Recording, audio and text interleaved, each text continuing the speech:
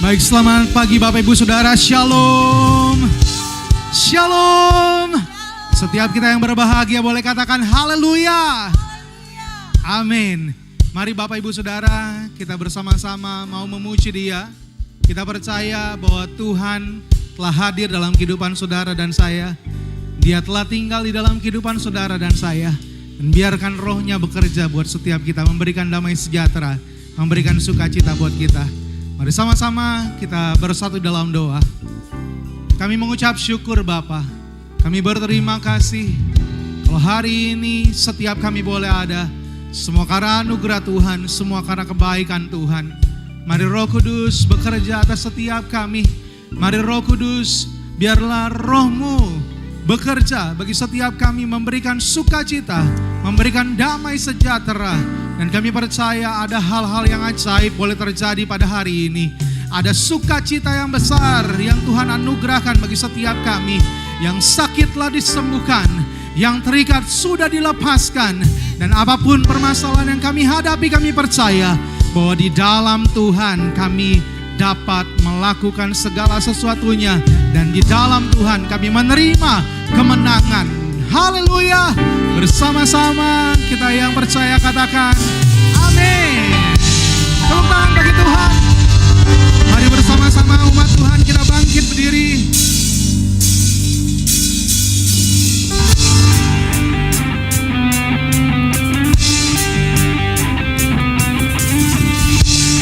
Segala pujian bagi-Mu Tuhan. Amin.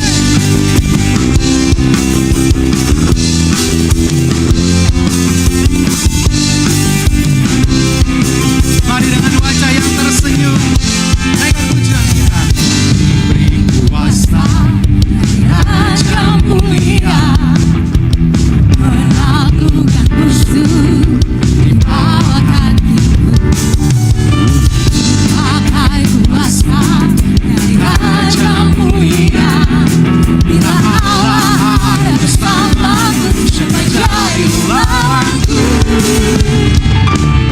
Besar Kau Tuhanku, Engkau perisai hidupku. Ku berdiri dengan iman, iman dalam Yesus Tuhan. Kau yang memberi kemenangan, ku bersorak merayakan. Terpujilah Engkau Raja segala raja.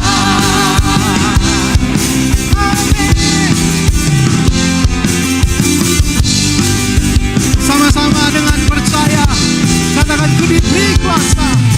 Diberi kuasa Raja mulia, menaklukkan musuh di bawah kakiku.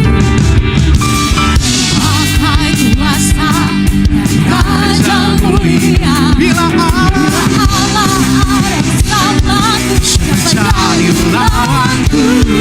Bila Allah ada bersamaku, siapa jadi lawanku? Bila Allah ada bersamaku, siapa jadi lawanku? Sungguh besar dengan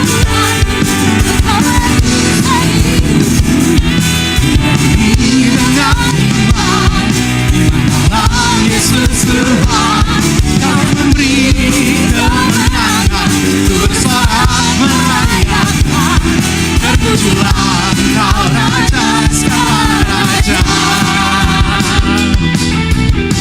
Terpujilah Yesus Raja.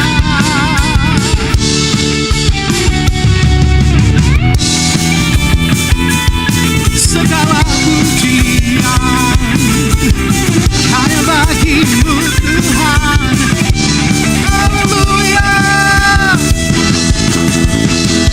Sungguh besar Kau Tuhanku, Engkau perisai hidupku. Ku berdiri dengan iman, iman dalam Yesus Tuhan. Kau yang memberi kemenangan, ku bersorak merayakan.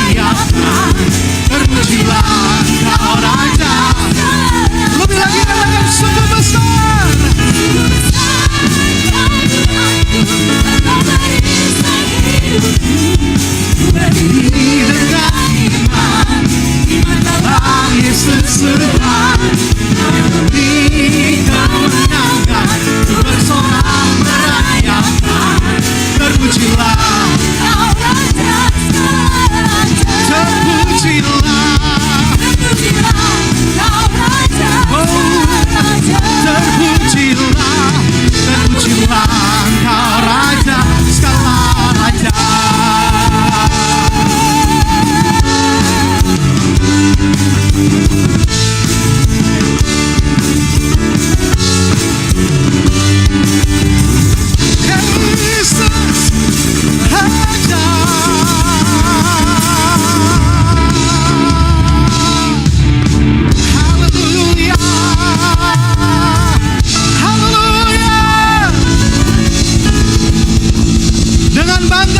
Yesus Raja. Amin. Kita percaya bahwa namanya di atas segala nama. Namanya yang memberikan kemenangan, nama yang memerdekakan setiap kehidupan kita. Amin.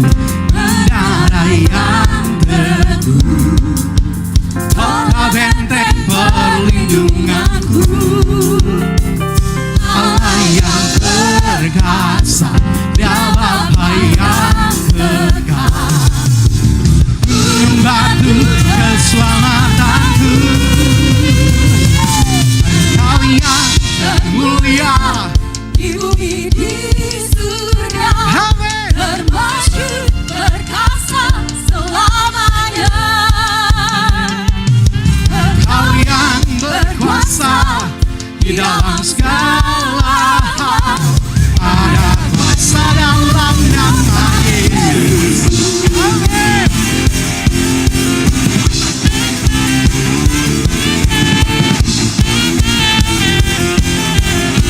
Mari bersama-sama namanya Tuhan. Kota benteng perlindunganku.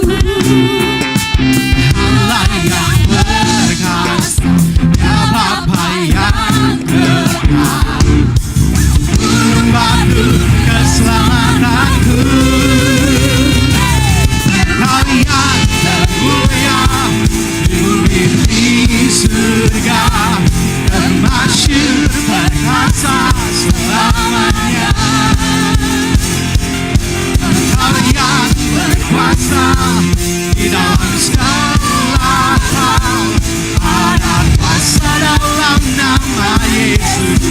Engkau yang termulia, kalian termulia di bumi di surga, termasyur perkasa selamanya.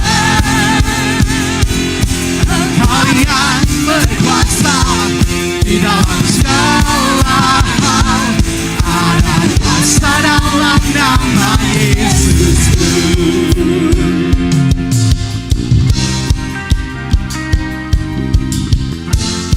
Siapa namanya yang berkuasa di bumi di surga? Boleh sebutkan namanya. Yesus. Nama di atas segala nama, nama yang telah membebaskanku. Segala kuasa tunduk pada nama itu. Yesus Tuhan, segala Tuhan. Nama di atas segala nama, nama yang telah membebaskanku. Segala kuasa tunduk pada nama itu. Yesus Tuhan, segala Tuhan. Engkau yang termulia, Engkau yang termulia di bumi di surga, termasyur perkasa selamanya.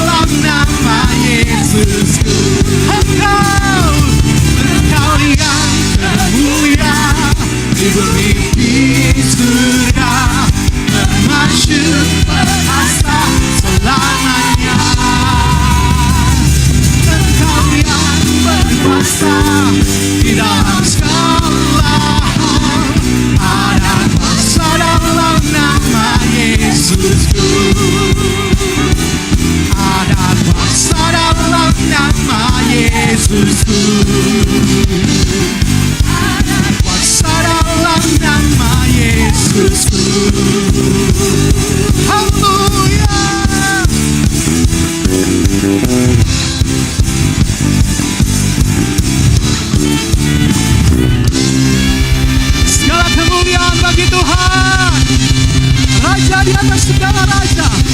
Yesus Kristus Tuhan. Amin. Amin. Haleluya. Boleh berikan tepuk tangan yang paling meriah buat Tuhan kita Yesus. Amin. Silakan kembali duduk saudara.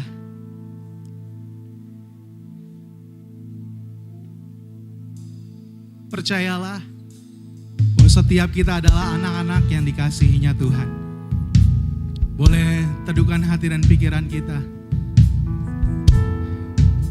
Boleh bersyukur, berterima kasih. Perbuatannya ajaib, luar biasa bagi setiap kita. Kami bersyukur Tuhan. Kami bersyukur Bapa. Buat cintamu, buat anugerah-Mu Tuhan. Buat penyertaan Tuhan. Kami bersyukur. Ya Aba, ya Bapa.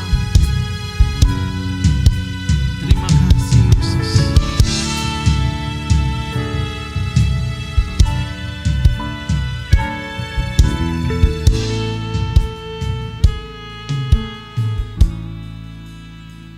Ku kagumi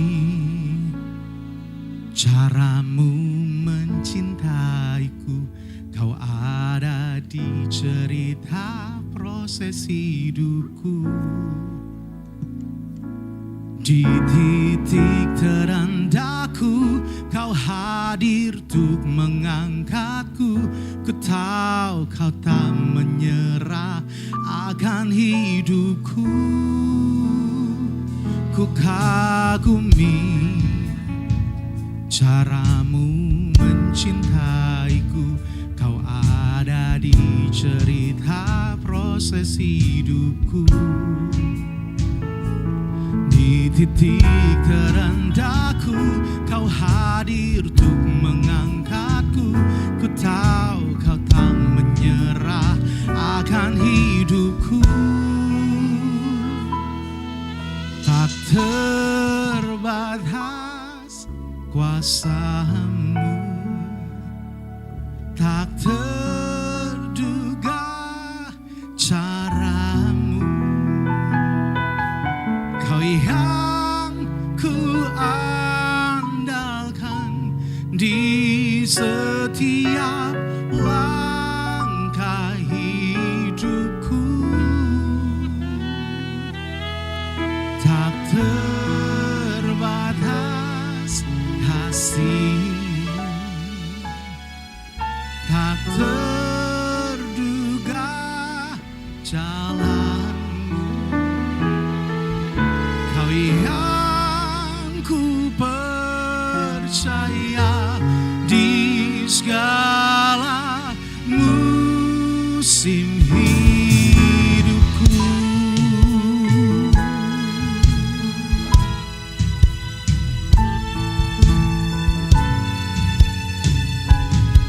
Mari bersama-sama katakan, ku kagumi cara-Mu mencintaiku. Kau ada di cerita proses hidupku. Di titik terendahku Kau hadir untuk mengangkatku. Ku tahu Kau tak menyerah akan hidupku. Ku kagumi caramu mencintaiku. Kau ada di cerita proses hidupku.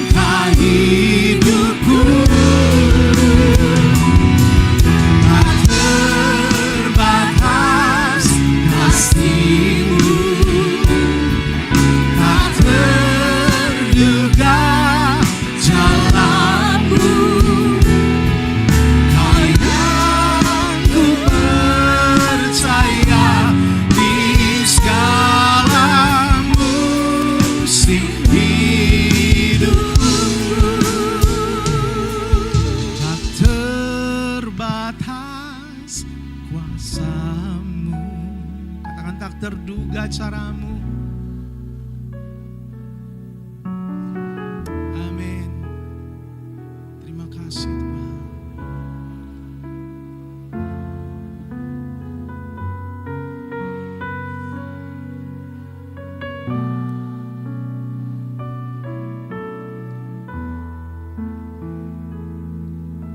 Tak terbatas kasih-Mu, tak terduga jalan-Mu. Kau yang ku percaya di segala musim hidupku.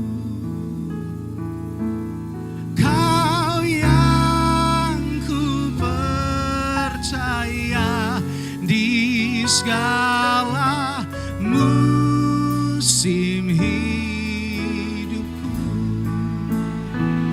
Oh, Kau yang ku percaya di segala musim hidupku.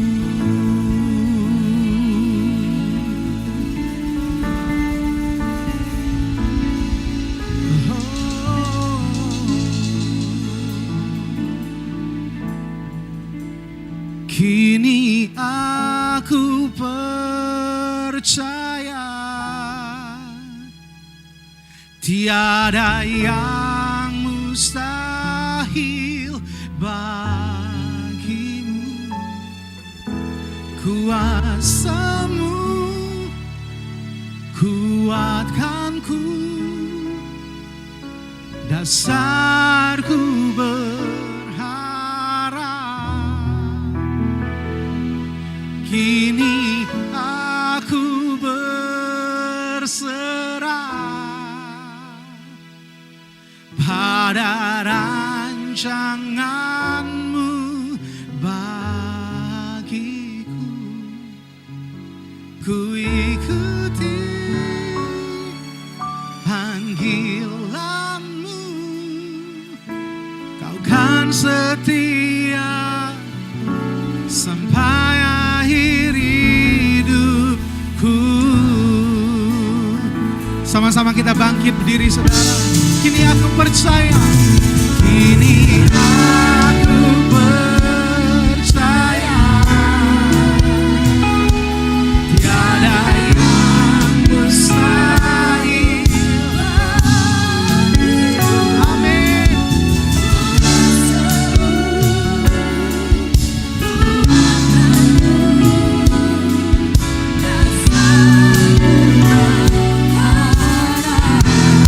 Kini aku berserah dalam setiap rencana-Mu Tuhan.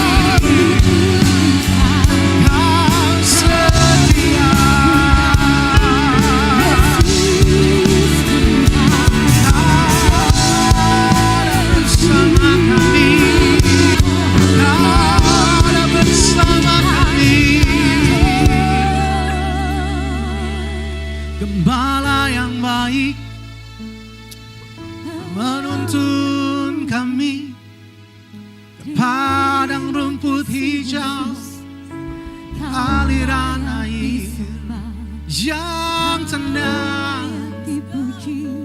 Kau bersama kami, Kau ada bersama kami, tak pernah tinggalkan kami. Terima kasih Bapa. Kami bersyukur. Kami percaya Kau Yesus. Amin, amin. Kau hadir di sini. Maka jiwa kami memuji-Mu Tuhan. Kau menjamah kami. Jiwa kami bermasmur bagimu. Terima kasih. Jiwa kami bersorak demi nama-Mu, Yesus. Terima kasih Bapa. Tiada yang seperti-Mu Tuhan. Kami bersyukur, kami berterima kasih Tuhan. Lidah bibir kami bersyukur kepada-Mu Tuhan. Haleluya. Kau yang layak disembah, Kau yang layak diagungkan, layak dimuliakan.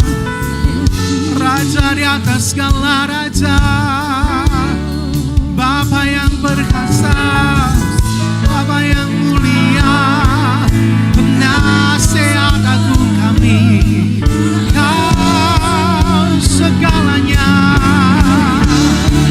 Yesus segalanya, Yesus sumber kekuatan kami, Yesus perlindungan kami, Yesus menara kota benteng kami. Pada siapa kami takut, pada siapa kami gentar, sebab Kau yang bersama kami. Immanuel, Immanuel, Immanuel. Yesus sama kami. Haleluya, haleluya, haleluya, haleluya. Terima kasih Tuhan, terima kasih Yesus. Mari berkata-kata dengan Bapa kita. Kiralah basyikina nama ya Allah. Takarala lama ya nama kiralah basyikina nama ya nama ya Allah. Kiralah lama ya nada basyikina nama ya Allah. Takarala lama ya nada basyikina nama ya Allah. Tekerana nama ya Allah basyikina lama ya Allah. Kuryala lama basyikina nama ya nama ya Allah.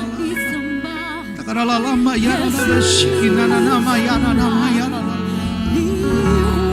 Kuryala lama ya nada basyikina nama ya nama ya Allah. Takarala lama ya nama kirala basyikina nama ya nama ya Allah ya Allah kirala basyikina nama. Kuryala lama ya nama kirala basyikina nama ya nama ya Allah. Haleluya. Takarala lama basyikina nama ya nama ya Allah ya Allah.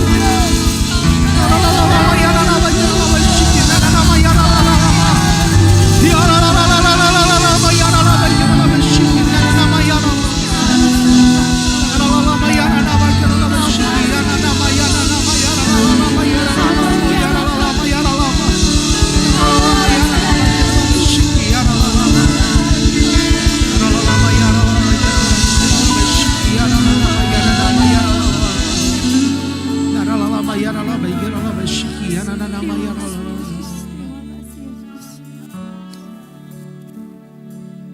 Percayalah bahwa kita adalah anak-anak yang paling dikasihi Tuhan. Firman Tuhan katakan sekalipun melewati sungai, tapi kamu tidak akan terhanyut. Sekalipun harus melalui api, tetapi kamu tidak akan terbakar hangus. Mungkin ada masalah yang kita harus hadapi. Mungkin ada satu tantangan yang harus kita hadapi. Tapi percayalah bahwa Tuhan beserta kita. Kita tidak akan tenggelam. Kita tidak akan pernah dibinasakannya. Karena Tuhan mengasihi setiap kita. Dia berkata bahwa dia ada bersama kita. Dia berjalan bersama dengan kita. Siapakah lawan kita? Tidak ada. Sebab sesungguhnya sekalipun musuh ada depanmu, tapi percayalah bukan kita lagi yang berperang, tapi kita percaya bahwa Yesus Kristus yang berperang gantikan setiap kita, memberikan kemenangan bagi hidup saudara dan saya. Haleluya. Terima kasih Tuhan. Terima kasih Yesus. Kami bersyukur. Terima kasih Tuhan.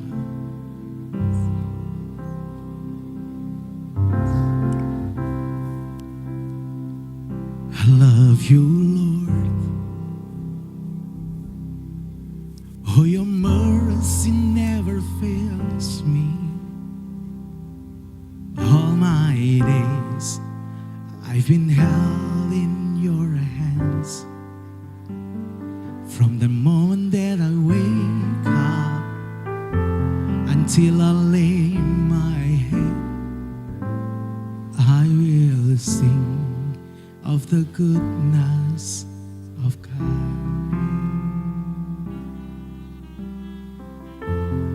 All my life you have been faithful. All my life you have been so, so good. With every breath that I am able, I will sing of the goodness of God. Yes, amen. I love your voice. You have led me through the fire. In darkness night, you are close like no others. I know you as a father. I know you as a friend. And I have lived in the goodness of God. All my life you have been faithful. All my life you have been so, so good. With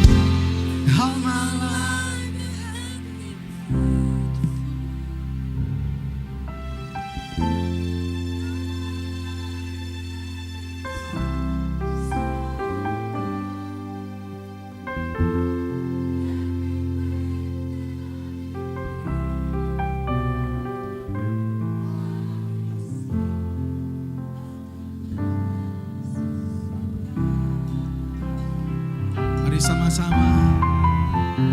All my life you have been faithful.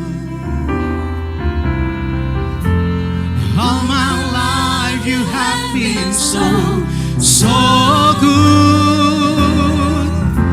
With every breath that I am able, I will sing of the goodness of God. Yeah.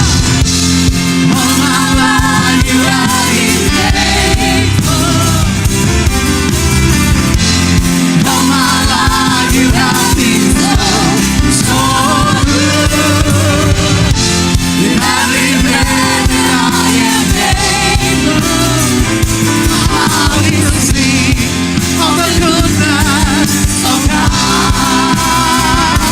I will sing of the goodness of God. I will sing of the goodness of God.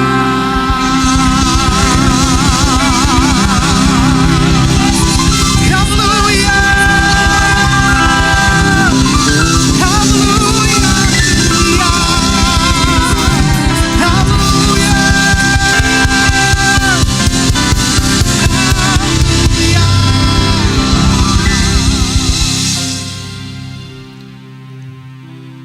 Sungguh Engkau Allah Tuhan kami yang baik. Engkau Tuhan kami yang setia. Sepanjang hidup kami Engkau selalu setia. Sepanjang hidup kami Engkau selalu baik. Dari awal kami hidup, dari awal kami lahir, bahkan sampai kami meninggalkan dunia ini, kebaikan-Mu tidak pernah lepas dari kehidupan kami. Ya Tuhan Yesus, Engkau sungguh Allah yang baik. Kami sungguh mengucap syukur. Kami sungguh bangga punya Allah seperti Engkau. Ya Bapa, di pagi hari ini kami boleh ada sebagaimana kami ada. Dengan berkat yang melimpah. Itu semua karena kebaikan-Mu Tuhan. Di pagi hari ini Tuhan, kami mau duduk diam. Kami mau mendengarkan firman-Mu. Kami mau menyiapkan hati kami. Biar Engkau berbicara pada kami Tuhan. Dan kiranya Kau berkati hamba-Mu yang ini Tuhan, yang akan menyampaikan firman pada pagi hari ini. Kau pakai lidah bibir hamba-Mu ini Tuhan. Biar perkataan yang keluar, ucapan yang keluar semuanya adalah firman Tuhan. Engkau saja Tuhan Yesus yang berkata bagi setiap kami, bagi setiap jemaat kami. Engkau jamah setiap kami.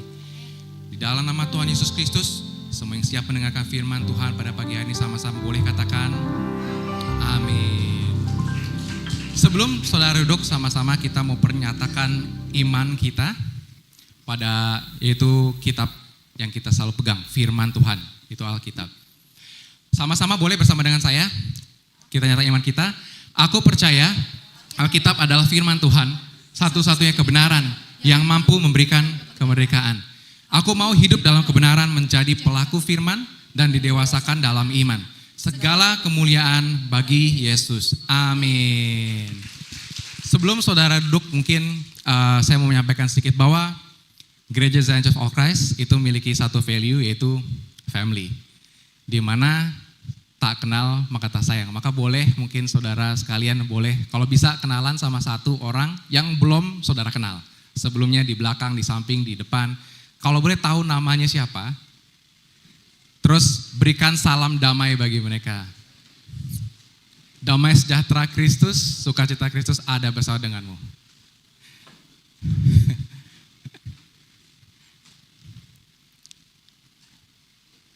Haleluya.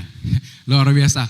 Boleh saudara duduk dan boleh kita berikan apresiasi buat tim Praise and Worship yang sudah melayani kita dengan luar biasa yang ada di depan, dan juga tim yang ada di belakang yang mungkin tidak kelihatan tapi perannya juga tidak kalah pentingnya.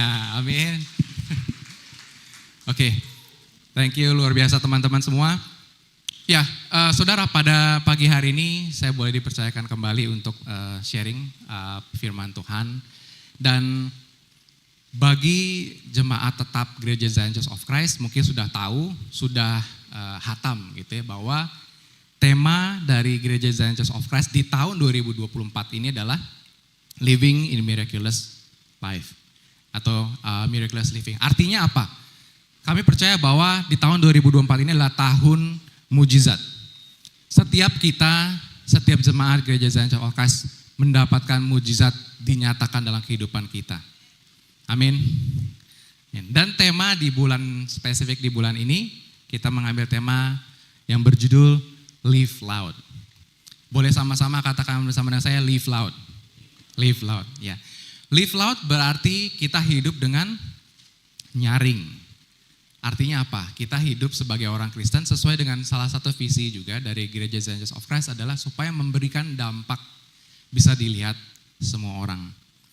Dan untuk itu tema yang akan saya bawakan sharing pada pagi hari ini adalah menjadi garam dan terang dunia. Boleh kita sama-sama baca ayat dari Matius 5 ayat ke-13 sampai ke-16 bersama-sama dengan saya.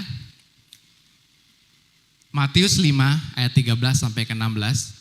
Kamu adalah garam dunia. Jika garam itu menjadi tawar, dengan apakah ia diasinkan? Tidak ada lagi gunanya selain dibuang dan diinjak orang. Kamu adalah terang dunia. Kota yang terletak di atas gunung tidak mungkin tersembunyi. Lagi pula, orang tidak menyalakan pelita, lalu meletakkannya di bawah gantang, melainkan di atas kaki dian, sehingga menerangi semua orang di dalam rumah itu. Demikianlah hendaknya terangmu bercahaya di depan orang, supaya mereka melihat perbuatanmu yang baik dan memuliakan Bapamu di sorga. Nah, mungkin salah satu, bahkan mungkin semua dari kita sudah tahu, sering membaca, sering mendengar ayat ini ya, bahwa kita sebagai orang Kristen, kita adalah garam dunia dan terang dunia. Nah, pada kesempatan pagi ini saya pengen coba menggali lebih dalam, apa sih sebenarnya maksud Tuhan Yesus pada saat dia bilang pada kita bahwa kita adalah garam dunia dan kita adalah terang dunia. Nah, pada saat saya menyiapkan sharing pada hari ini, saudara, saya melakukan research dan di sini saya menyadari bahwa garam itu adalah suatu hal yang menurut kita mungkin adalah hal yang gampang ditemukan, hal yang biasa. Nah, ada satu buku ya yang berjudul Salt: A World History. Nah, ini buku yang menjadi bestseller, saudara. Nah, buku ini ditulis oleh Mark Carlensi dan ini buku ini menjelaskan bagaimana garam atau salt itu mengubah dunia. Sungguh luar biasa, saudara. Pada saat saya baca sedikit gitu ya dari buku ini, kutipan-kutipannya, terus juga summary-nya, saya sungguh kagum gitu. Wah, ternyata benar ya, selama ini kita hidup, kita anggap ya garam itu ya buat penyedap rasa, buat makanan gitu ya. Tanpa garam makanan gak enak, udah paling itu. Padahal sebenarnya garam itu telah mengubah dunia. Boleh kita lihat salah satu yang dikutip di buku tersebut ya. Garam itu ternyata merupakan satu-satunya batu yang manusia makan. Gak ada lagi batu yang kita makan. Ya kan? Bahkan berlian pun manusia gak makan. Satu-satunya batu yang ada di dunia yang Tuhan jadikan yang kita makan adalah garam. Kedua, dari mulai awalnya ada peradaban manusia sampai sekitar 100 tahun yang lalu, ternyata garam itu merupakan salah satu komoditas yang paling dicari di seluruh dunia. Nextnya, bahkan saking paling dicarinya gitu ya, garam ini menjadi penyebab terjadinya perang antar bangsa. Karena mereka perang antar bangsa pengen mencari garam. Saking susahnya garam pada saat itu. Dan menginspirasi revolusi dunia. Dan juga garam ini menjadi penentu pendirian rute-rute, kota-kota untuk perdagangan dunia. Semua itu ditentukan oleh garam. Luar biasa ternyata, saudara. Pada saat saya baca, saya tahu, ternyata garam yang kita anggap sekarang biasa aja, dulu itu bukan hal yang biasa. Dulu itu ternyata ada hal yang luar biasa. Nah, kalau kita lihat ayat tadi, Matius 5, ayat ke-13, yang pertama, kamu adalah garam dunia. Yesus bicara di sini, Yesus khotbah di atas bukit, salah satu pelayanan pertamanya Yesus ya. Jadi Yesus setelah diuji gitu ya, dia di padang pasir, lalu dia khotbah di atas bukit. Dan ini khotbah pertamanya. Salah satu yang diangkat tema di sini adalah terkait dengan garam dan terang dunia ini. Dia bicara pada semua orang di tempat itu, dibicara bahwa kamu adalah garam dunia. Nah, untuk bisa lebih paham, saudara, bagaimana pendengar di saat itu memahami atau bisa tahu gitu maksudnya Yesus itu apa, kita mesti paham sedikit terkait dengan garam juga di masa itu. Mungkin kalau kita balik ke beberapa tahun lalu, 2000 tahun yang lalu, kita bisa lihat saudara, nextnya, bahwa garam itu fungsinya apa aja pada saat di zaman Yesus. Pertama, pasti penyedap makanan. Makanan tanpa garam nggak enak, ya kan? Bahkan steak yang paling mahal sekalipun, wagyu gitu ya, A5 dan lain sebagainya, kalau dimakan tanpa garam nggak enak. Gitu.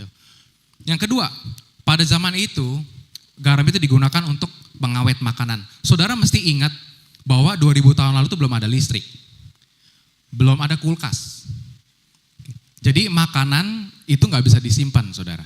Makanan disimpan sebentar, busuk, kadaluarsa. Alat yang digunakan untuk mengawetkan makanan itu adalah garam pada zaman itu. Sehingga makanya garam itu menjadi hal yang sangat penting. Ketiga, garam itu digunakan sebagai antiseptik luka.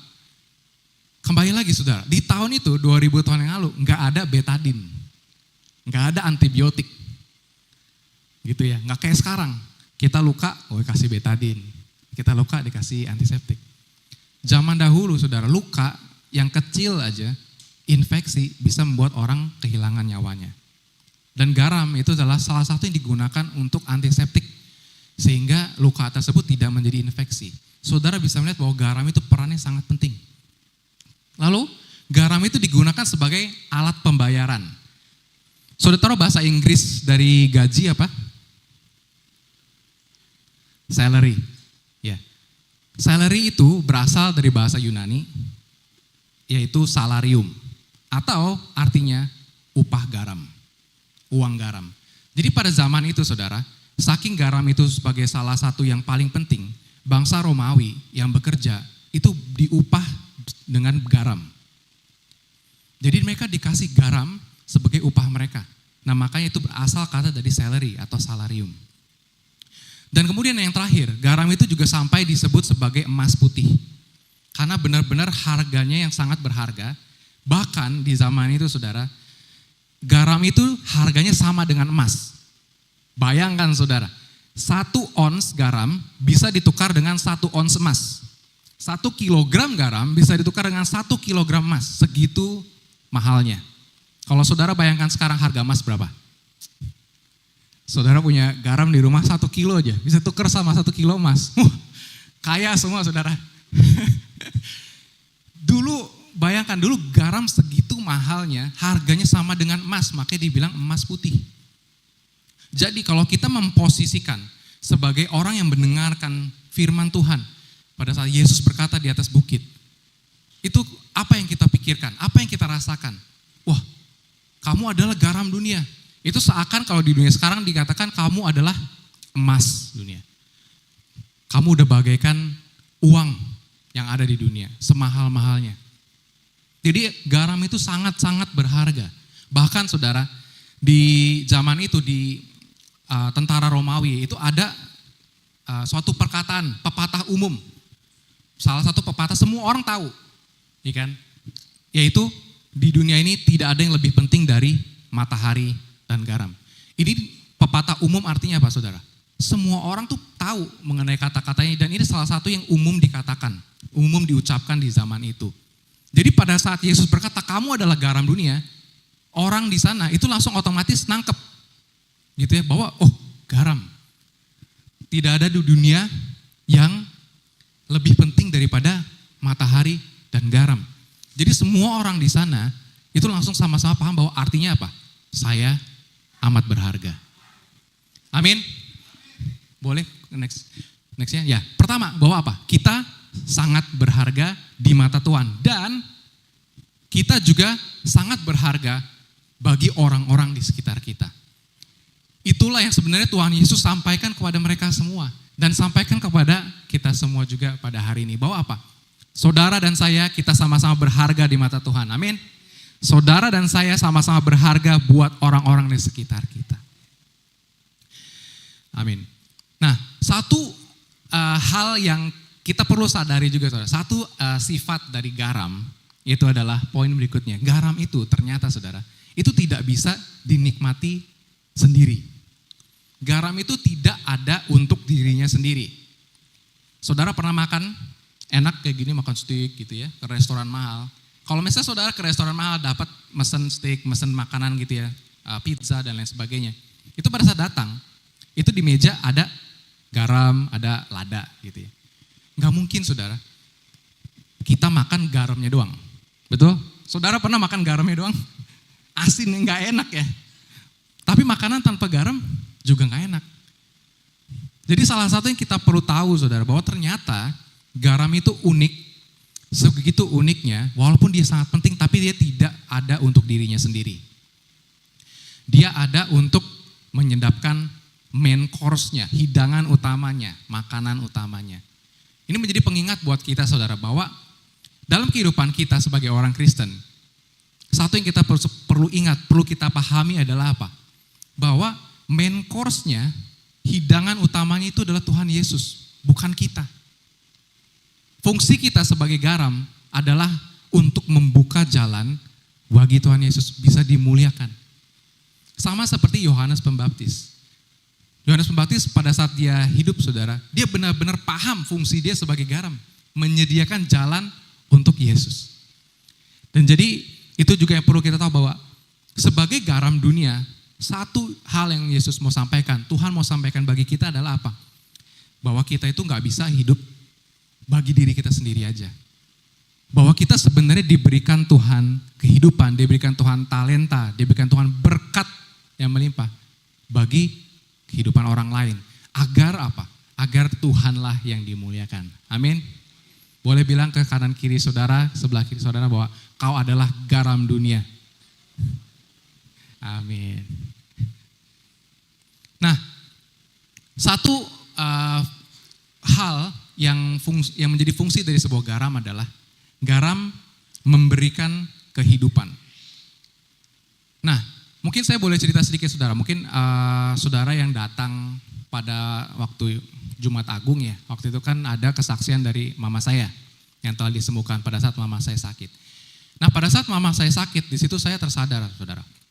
Dokter setiap hari, setiap kali itu minta untuk tolong periksa kadar garam di dalam otak. Itu dikontrol sedemikian rupa kadar garam di dalam otaknya. Karena apa saudara? Manusia tanpa garam gak bisa apa-apa. Kadar garam di otaknya turun sedikit aja, itu kesadaran hilang. Ataupun badan kita gak bisa dikendalikan, tremor, dan lain sebagainya. Jadi garam itu sangat-sangat penting buat kita manusia. Manusia tidak hidup dari roti saja, tapi manusia hidup dari garam. Tanpa garam kita nggak bisa hidup saudara. Saudara mungkin yang dokter di sini atau yang belajar biologi gitu ya, tahu bahwa saraf kita itu butuh garam supaya bisa bekerja. Tanpa ada garam saraf kita nggak jalan saudara. Kita dipegang nggak berasa, sarafnya nggak jalan. Itu butuh garam.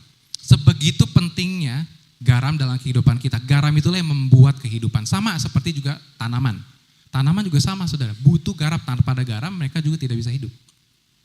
Nah, kita boleh lihat di ayat berikutnya, di 2 Raja-Raja 2 ayat 19 sampai 22. Nah, ini cerita mengenai Nabi Elisa, saudara ya. Jadi cerita ini kalau misalnya saudara baca, tepat setelah Nabi Elia terangkat ke surga. Nabi Elia terangkat, Nabi Elisa mendapatkan rohnya Nabi Elia. Nah, di sini Nabi Elisa itu lagi di kota Yeriko. Setelah dia pulang ya kan ke kota Yeriko, para penduduk datang kepada Nabi Elisa. Dan sama-sama kita mungkin boleh berbaca bergantian ya. Saya baca 19, saudara 20 dan seterusnya. 2 Raja-Raja 2 ayat 19, berkatalah penduduk kota itu pada Elisa, cobalah lihat, letaknya kota ini baik, seperti Tuanku lihat. Tetapi airnya tidak baik di negeri ini, sering ada keguguran bayi.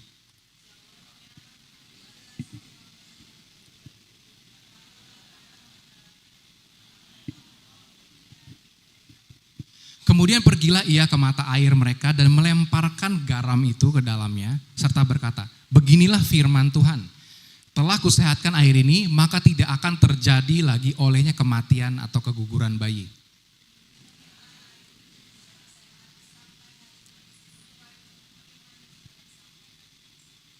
Nah, sungguh luar biasa cerita ini saudara ya. bahwa ternyata kota Yeriko itu kota yang sangat baik. Semua orang tahu posisinya, lokasinya baik gitu.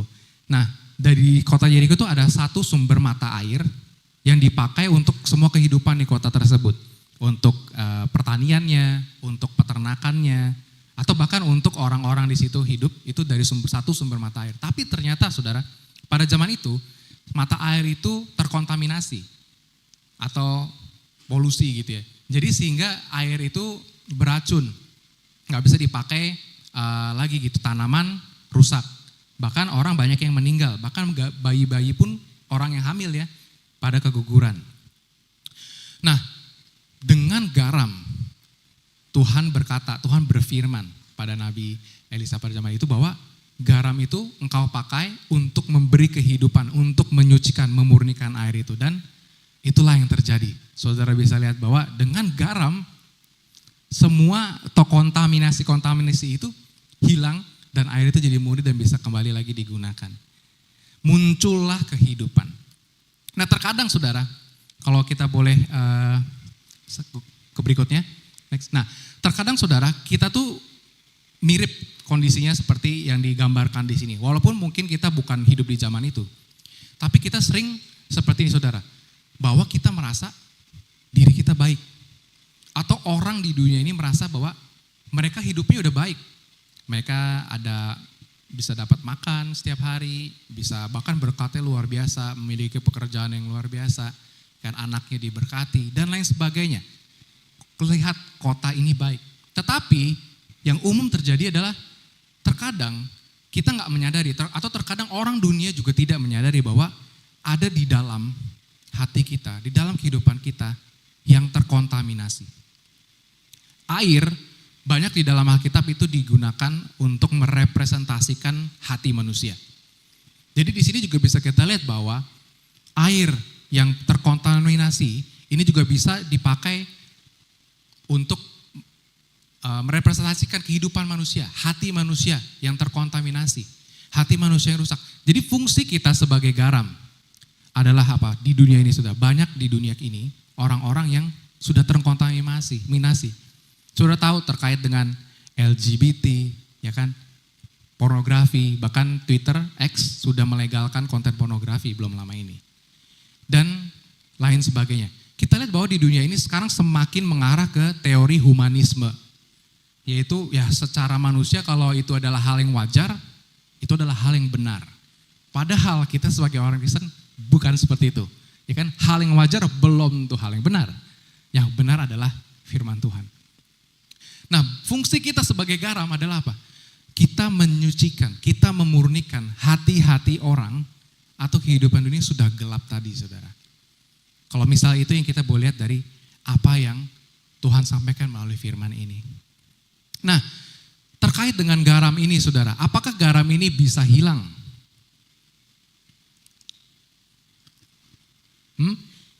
Kalau kita lihat ayat tadi sudah di Matius 5 ayat 13. Ya, jika garam itu menjadi tawar, jadi artinya apa? Garam itu bisa hilang. Mungkin ada orang yang ahli kimia bilang ya, gak bisa. Garam asin itu gak bisa hilang, karena garam itu adalah unsur yang sangat kuat gitu, unsur yang sangat netral. Bukan itu maksudnya saudara. Kembali lagi, di zaman itu, garam itu ke sebagian besar datangnya dari Laut Mati. Ya sudah tahu Laut Mati ya, kenapa namanya Laut Mati? Karena sungai-sungai dari segala tempat gitu ya, dari Danau Galilea, lewat Sungai Yordan, masuk ke Laut Mati. Di Laut Mati itu buntu istilahnya, nggak bisa ngalir lagi itu air.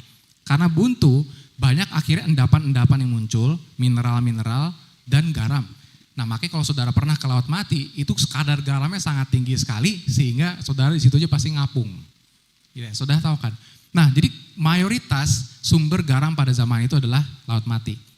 Dan ternyata kalau lihat di Laut Mati, garamnya itu enggak benar-benar murni kayak saudara yang pakai sekarang, ya kan?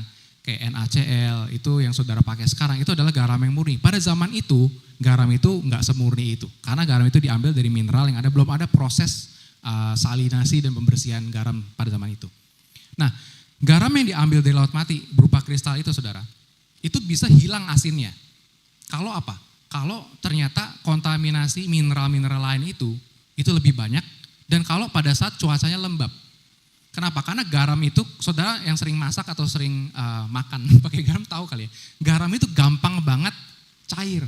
Karena air itu gampang banget mereka larut.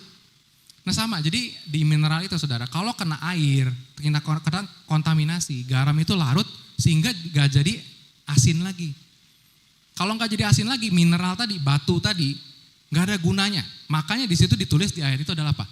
Gak ada gunanya selain dibuang dan diinjak orang, akan jadi sekedar debu aja, batu aja gitu, gak ada gunanya. Nah berarti artinya apa saudara? Garam itu bisa kehilangan asinnya. Maksudnya apa? Sama seperti kehidupan kita. Gitu ya. Kita juga harus menjaga kehidupan kita supaya kita bisa terus dekat pada sumber kita, yaitu Tuhan Yesus. Kalau enggak, yang terjadi adalah apa? Kita yang akan terkontaminasi. Kita sebagai garam, fungsi kita yang mengasinkan makanan, kita yang memurnikan kehidupan orang, bukan kehidupan orang, kehidupan dunia yang mengkontaminasi kehidupan kita. Apalagi di zaman ini saudara, semakin susah kita bisa melihat kebenaran itu dinyatakannya. Karena banyak banget kontaminasi teori-teori humanisme tadi. Kalau kita tidak benar-benar dekat dengan firman Tuhan, gampang sekali kita terpengaruh, kita berpikir bahwa, oh benar juga ya. Kalau orang dilahirkan terus dia jadi homoseksual, ya memang naturalnya seperti itu, harusnya kita menghargai ya. Nah, itulah teori-teori humanisme gitu saudara. Bahwa kalau kita tidak dekat dengan firman, kita yang akan terpengaruh, kita akan berpikir bahwa benar juga ternyata ya. Akhirnya garam itu yang ada dalam kita kehilangan asinnya. Jadi itu saudara yang kita perlu juga waspadai. Kita juga perlu ingat bahwa jangan sampai kita terkontaminasi. Bahkan jadilah garam yang mengasinkan dunia, bukan yang terkontaminasi oleh dunia. Berikutnya saudara, yang kedua, itulah terang dunia. Di Matius ke-5 ayat ke-14, setelah lanjutan dari ayat tadi, di sini tertulis bahwa kamu adalah terang dunia. Kota yang terletak di atas gunung tidak mungkin tersembunyi. Nah, kamu adalah terang dunia. Sama dengan garam saudara. Terang, cahaya itu juga merupakan hal yang sangat esensial buat kehidupan manusia. Di zaman itu saudara, nggak kayak sekarang. Ada lampu di mana-mana. Zaman itu, 2000 tahun yang lalu, belum ada bohlam. Thomas Alva Edison menemukan lampu pijar di tahun 1878. 1900 tahun setelah waktu itu. Di waktu itu, cahaya atau lampu tidak semudah ini didapatkan. Mereka harus menggunakan lilin, ya kan? Mereka harus menggunakan minyak untuk membakar lilin tersebut. Saudara bayangin, kalau di tempat yang gelap, itu rasanya seperti apa? Kita merasa takut gitu kan. Kita merasa tidak bisa ngapa-ngapain. Manusia pada zaman itu, pada saat malam, aktivitasnya gak sebanyak sekarang saudara. Karena apa? Cahayanya dikit, terangnya dikit, jadi susah untuk mereka beraktivitas. Kalau sekarang kebalikan, ya kan? Malam-malam malah banyak banget aktivitasnya. Nonton bola bareng gitu kan, bahkan ada yang keluar, itu nongkrong-nongkrong gitu kan. Zaman dulu gak seperti itu. Nah, kemarin belum lama ini saya sama istri saya di tempat kita itu mati lampu saudara. Tiba-tiba mati lampu. Nah pada saat mati lampu, apa yang terjadi? Berapa di antara saudara yang belum lama mati lampu juga? Coba ada nggak? Oh nggak ada ya, jadi kita doang ya. Kurang beruntung ya. Nah pada saat mati lampu, di situ kita sadar saudara. Saya sama istri saya sadar bahwa pada saat mati lampu, mati gaya saudara. Bingung mau ngapain ya? TV nggak bisa, ya kan? Internet juga nggak ada lagi, wifi mati. Terus rumah juga kipas nggak ada, panas, gelap. Bingung, pompa air juga nggak nyala, semua mati saudara. Akhirnya apa? Udah deh kita keluar, jalan-jalan aja deh. Keluar rumah jalan. Dan ternyata bukan kita doang saudara yang berpikir itu. Tetangga semua juga sama. Tetangga keluarin mobil, semua pada keluar. Mau cari ke tempat lain, karena apa? Pada saat gak ada lampu, gak ada cahaya, gak bisa ngapa-ngapain saudara. Nah bayangkan zaman dahulu juga sama saudara. Susah sekali, terang itu sangat penting, cahaya itu sangat penting. Nah perbedaan garam sama terang itu apa? Kenapa Yesus bilang garam dan terang? Yang pertama saudara, kalau garam itu memberikan rasa, ya kan? Tanpa garam tawar. Garam itu digunakan untuk mengawetkan, garam itu digunakan untuk memurnikan. Terang adalah arahan, terang memberi tujuan, terang memberi harapan. Saudara bayangin, kalau misalnya nih ruangan ini, nggak bisa ya, tapi kalau misalnya ruangan ini mati total lampunya, saudara nggak bisa ngelihat siapa-siapa. Bayangin gelap gulita, gelap total, saudara nggak bisa lihat siapa-siapa. Terus tiba-tiba di sebelah sana ada satu cahaya nyala, kecil aja. Apa yang terjadi? 100 orang, 200 orang, 300 orang, semua orang di tempat ini dari tadi gelap, semua matanya mengarah ke cahaya tersebut. Fungsi cahaya, fungsi terang adalah apa? Memberikan arahan, saudara. Jadi fungsi kita, kenapa Yesus berkata bahwa kita adalah garam, kita adalah terang. Itu berbicara mengenai dua hal. Kalau garam berbicara mengenai karakter kita sebagai manusia pilihan Tuhan, umat Kristus menggarami, memurnikan dunia. Kalau terang berbicara mengenai perilaku kita, apa yang kita lakukan, tindakan apa yang kita lakukan. Nah di Yohanes 1 ayat keempat sama kelima, saya bacakan buat saudara. Di dalam dia ada hidup, dan hidup adalah terang manusia. Terang itu bercahaya di dalam kegelapan, dan kegelapan itu tidak menguasainya. Nah, saudara lihat di sini, terang adalah hidup, hidup adalah terang. Jadi sama seperti garam, terang juga memberikan kehidupan sama seperti garam. Nah, kalau kita bicara saudara mengenai terang dunia, ini adalah satu hal yang menarik. Kalau kita baca di Yohanes 8 ayat 12, ini Yesus berkata pada banyak orang, katanya, akulah terang dunia. Barang siapa mengikut aku, ia tidak akan berjalan dalam kegelapan, melainkan ia akan punya terang hidup. Boleh kita balik ke yang tadi, ayat 5 ayat 13, Matius 5 ayat 14 ya. Satu lagi. Lagi. Nah, Yesus bilang tadi di Yohanes 8 ayat 12, akulah terang dunia. Di sini Yesus bilang, kamu adalah terang dunia. Lantas bedanya apa, saudara? Maksudnya apa? Kenapa Yesus bilang dia terang dunia, tapi kita juga terang dunia? Nah, ini kalau misalnya kita baca di Yohanes 12 ayat 35 sampai 36, ini penjelasannya dari sini, saudara. Kata Yesus pada mereka, hanya sedikit waktu lagi terang ada di antara kamu. Selama terang itu ada padamu, percayalah padanya supaya kegelapan jangan menguasai kamu. Percayalah pada terang itu selama terang itu ada padamu supaya kamu menjadi anak-anak terang. Ini saya highlight di sini. Percayalah kepada terang itu. Terang tadi di Yohanes 8 ayat 12 itu siapa? Yesus. Artinya apa? Pada saat ada terang, pada saat ada Yesus. Percayalah pada Yesus. Percaya pada Yesus itu yang membuat kita menjadi terang, menjadi anak-anak terang. Saudara tahu cermin?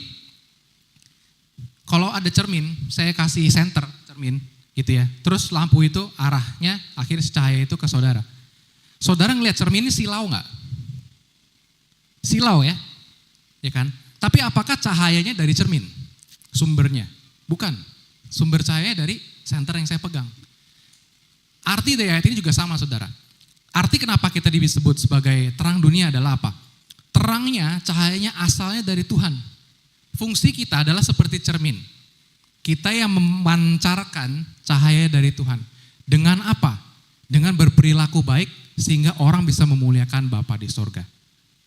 Fungsi kita adalah seperti cermin. Oke, nah tapi sama seperti garam yang bisa hilang asinnya, cahaya itu bisa meredup, saudara. Tergantung cerminnya, betul ya. Saudara kalau senterin ke cermin, benar-benar silau. Tapi kalau saudara senterin ke tembok, ya terang, tapi nggak silau. Jadi bergantung dari sifat si cermin tersebut. Itu artinya juga sama, saudara. Sebagai orang Kristen, maksud Tuhan di sini apa? Bahwa kita juga harus menjaga kehidupan kita sehingga melalui perbuatan kita orang bisa melihat kebaikan Tuhan, bukan melihat kebaikan kita. Jadi kita menjadi cermin. Oke, nah di Matius 5 ayat ke-14 13-16 tadi, bukan berhenti di situ aja saudara. Kalau misalnya kita boleh masuk balik ya. Kota yang terletak di atas gunung itu tidak mungkin tersembunyi. Demikian hendaknya terangmu bercahaya di depan orang. Satu lagi terkait dengan cahaya adalah apa? Cahaya itu bisa dilihat semua orang. Ya, Tuhan itu bicara mengenai di sini kota yang di atas gunung. Nah, kalau saudara tahu ya di Israel pada zaman itu nggak ada bulldozer.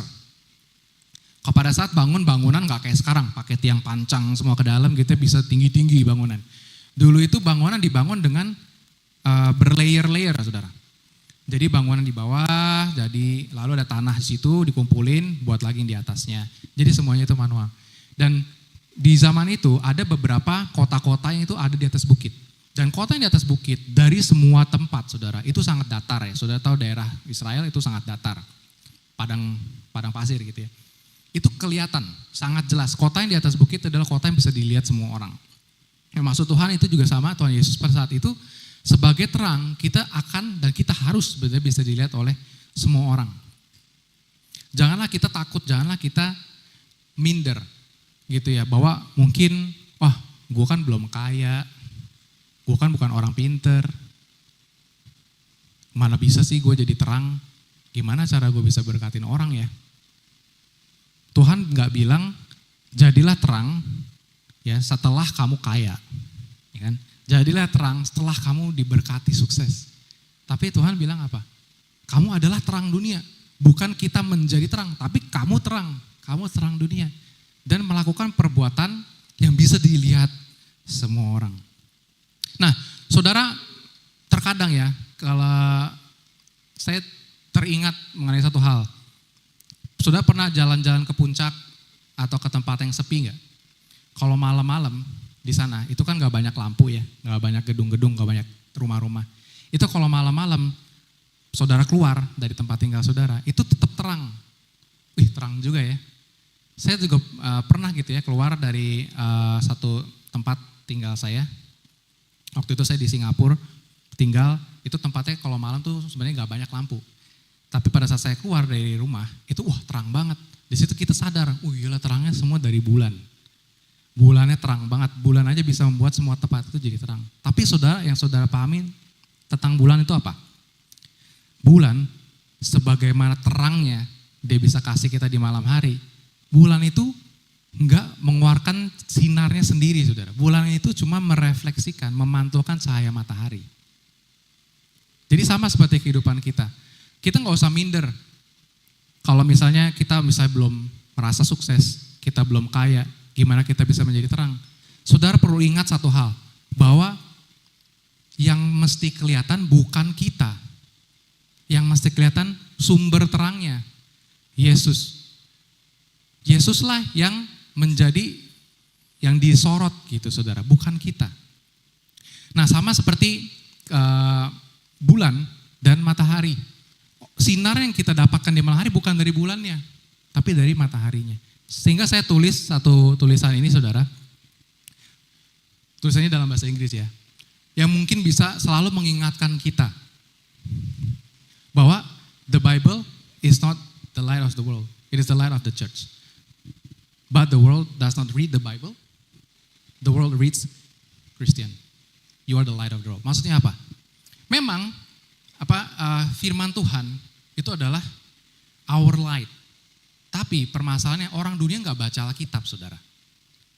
Orang dunia ngelihat kita, sehingga kitalah yang menjadi terang. Kita yang memantulkan cahaya terang yang berasal dari Tuhan, berasal dari firman yang kita baca. Lantas apa yang harus kita lakukan sebagai terang dunia? Next ya. Di Matius 5:16 tadi ada lanjutannya, di situ adalah apa? Melihat perbuatanmu yang baik. Jadi apa yang kita harus lakukan sebagai terang dunia? Melakukan perbuatan yang baik. Di Alkitab saudara itu banyak banget penjelasan mengenai apa perbuatan baik dan apa yang perbuatan tidak baik. Jadi, saya mengutip beberapa aja di sini. Mungkin di nextnya Filipi 2:14-15. Lakukanlah segala sesuatu dengan tidak bersungut-sungut dan berbantah-bantahan, supaya kamu tiada beraib dan tiada bernoda sebagai anak-anak Allah yang tidak bercela di tengah-tengah angkatan yang bengkok hatinya dan sesat ini, sehingga kamu bercahaya di antara mereka seperti bintang-bintang dunia. 1, berbuat baik. Tadi itu apa? Dengan tidak bersungut-sungut dan gak berbantah-bantahan. Tidak bersungut-sungut apa? Gak mengeluh gitu ya, gak gampang komplain. Jadi kita dalam kehidupan kita jangan sampai dilihat orang, tuh orang mah bersungut-sungut mulu. Dikasih kerjaan dikit males, dikasih kerjaan dikit gak mau. 1, bagaimana kita bercahaya, tertulis di sini apa? Janganlah kita bersungut-sungut. Yang kedua, 1 Petrus 2 ayat 9 sampai 10. Tetapi kamulah bangsa yang terpilih, imamat yang rajani, bangsa yang kudus, umat kepunyaan Allah sendiri, supaya kamu memberitakan perbuatan-perbuatan yang besar dari Dia yang telah memanggil kamu keluar dari kegelapan kepada terang yang ajaib. Kamu yang dahulu bukan umat Allah tapi sekarang telah menjadi umatnya, dahulu tidak dikasihani tetapi sekarang telah beroleh belas kasihan. Jadi apa?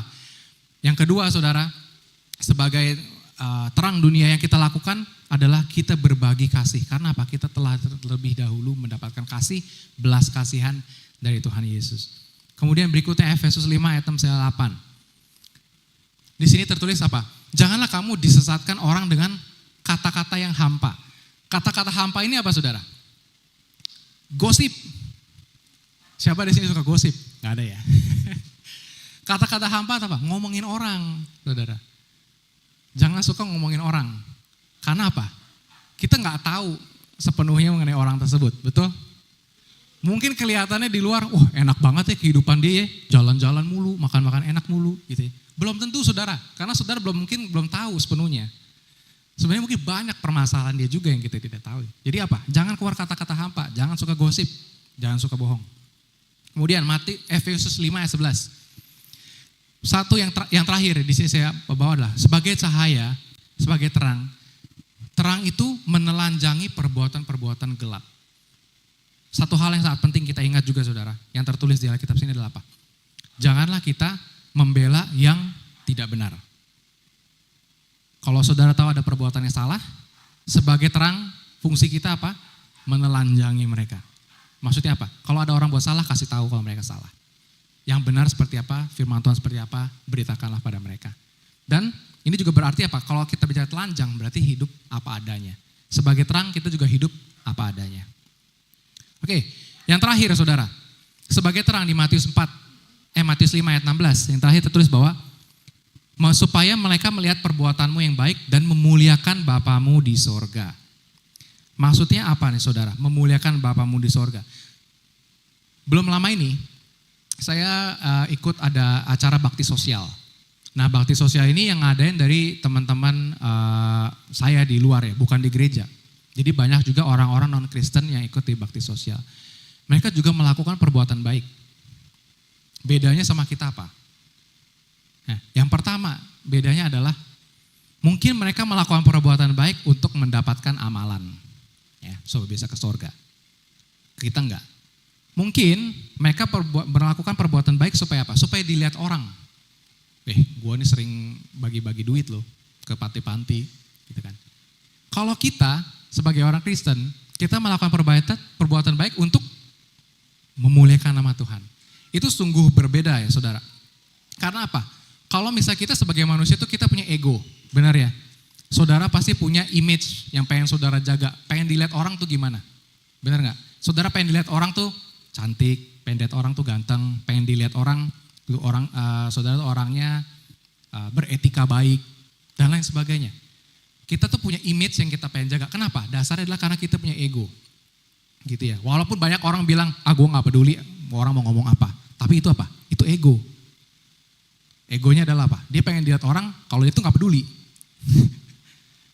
Intinya apa? Adalah manusia itu punya ego sudah. Yang susah adalah apa? Kalau yang tadi disampaikan di sini, perbuatan baik yang kita lakukan bukan untuk image kita kelihatan.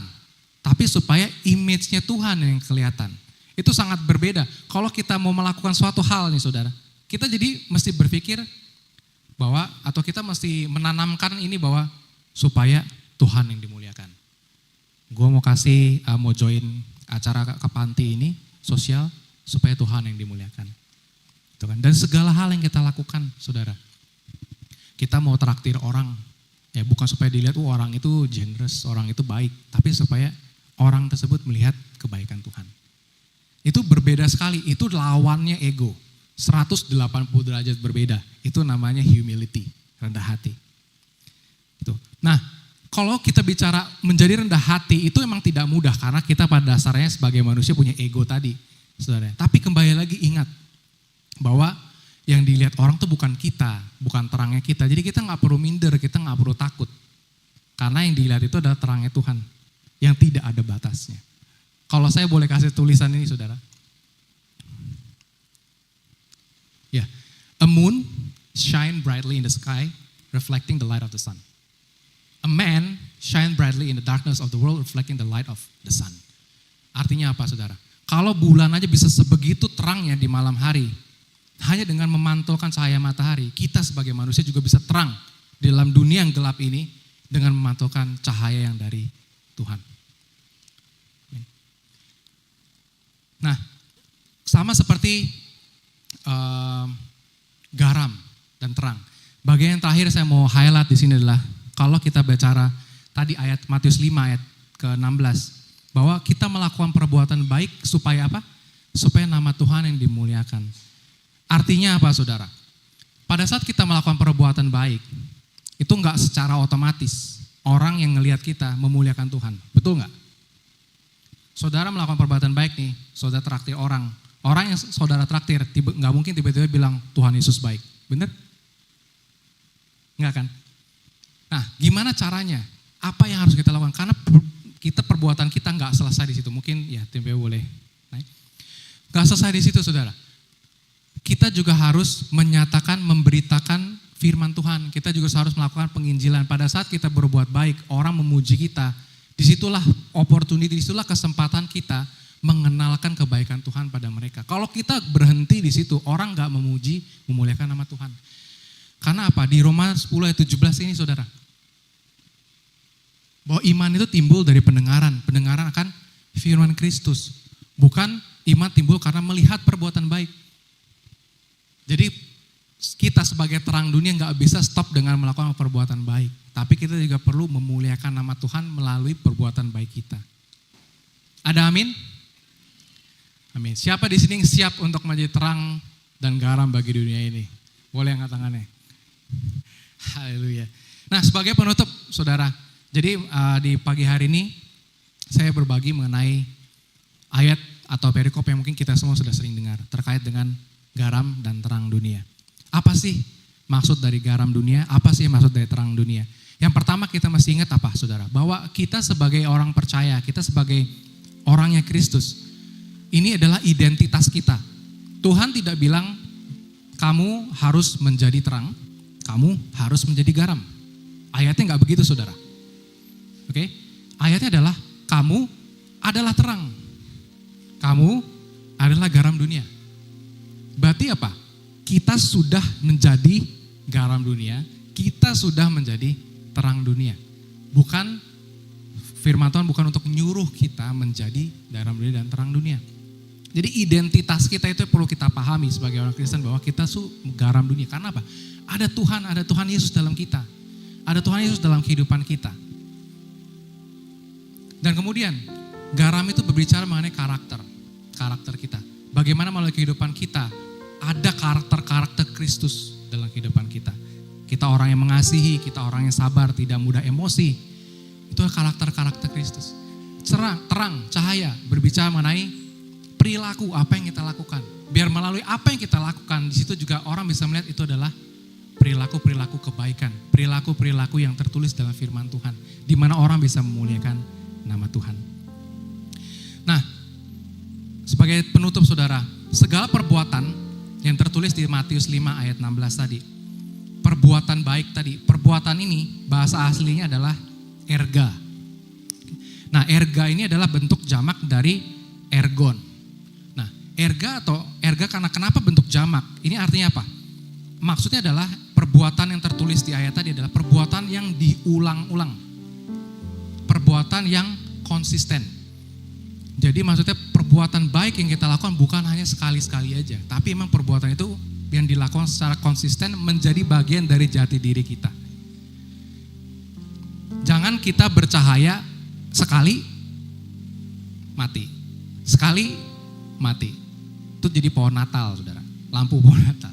Kita harus terus bercahaya terang terus kayak Philips.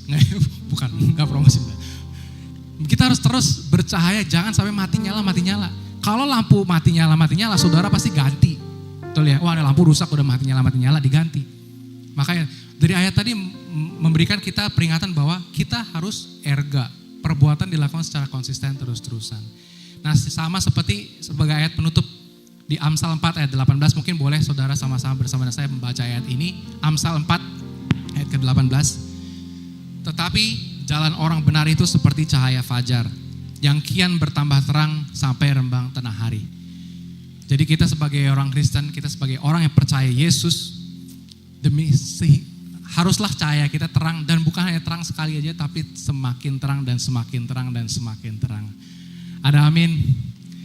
Amin. Demikian firman Tuhan. Terima kasih.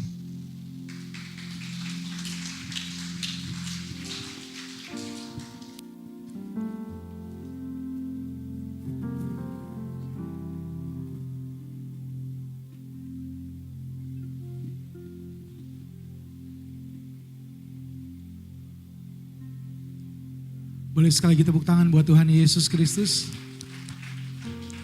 Kita semua sungguh sangat diberkati melalui kebenaran firman Kristus pada hari ini.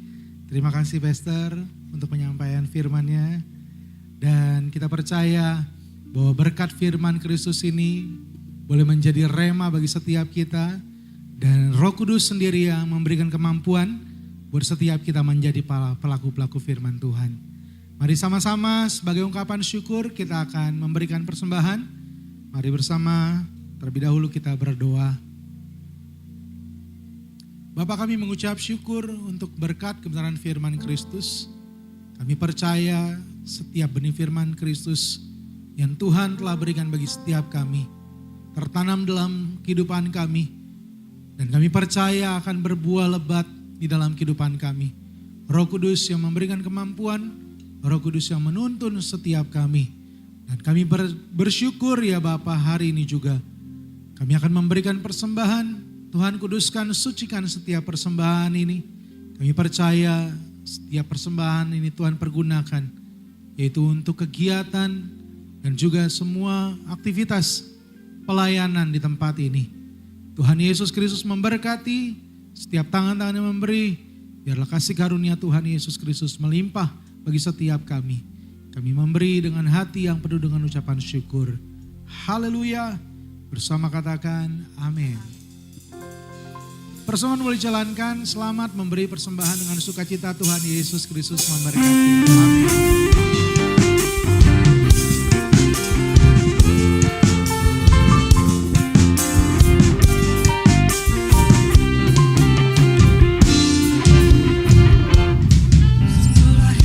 Telah ditebus oleh kuasa darah yang kudus. Sekarang hidupku bukan milikku lagi. Apapun yang Tuhan mau lakukan, apapun yang Tuhan mau inginkan, asalkan Tuhan ku senang, semua ku relakan, namanya dimuliakan. Telah ditebus oleh kuasa darah yang kudus. Hidupku bukan milikku lagi. Apapun yang Tuhan mau lakukan, apapun yang Tuhan mau inginkan, asalkan Tuhan ku senang, semua ku relakan, namanya dimuliakan. Suka-sukamu Tuhan, suka-sukamu Tuhan, suka-sukamu Tuhan, suka-sukamu Tuhan, suka-sukamu Tuhan, suka-sukamu Tuhan, suka-sukamu Tuhan, suka-sukamu Tuhan, suka-sukamu Tuhan, suka-sukamu Tuhan, suka-sukamu Tuhan, suka-sukamu Tuhan, suka-sukamu Tuhan, suka-sukamu Tuhan,